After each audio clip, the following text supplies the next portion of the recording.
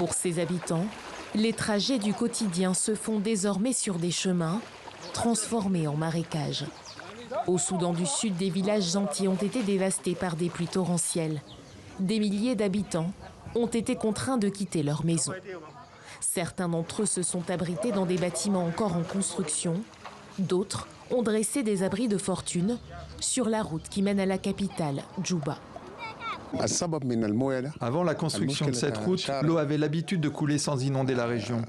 Lorsque l'évaluation de cette route a été faite, il a été constaté que la construction a bloqué de nombreuses voies d'évacuation d'eau et à cause de ça, nous sommes maintenant dans la pagaille. Ils sont partis avec leurs effets personnels et tentent de sauver ce qui peut encore l'être. Vêtements, manuels scolaires, récoltes, tout a été ravagé par les inondations. Avant, on mangeait ce qu'on cultivait, mais maintenant, on n'a plus de nourriture. Même si on nous fournit des graines, comment les planter? J'ai essayé de le faire, mais l'eau les a emportées. Je ne sais pas comment me sortir de cette situation. À Kouardjik, 7 000 des 9 000 habitants ont été touchés.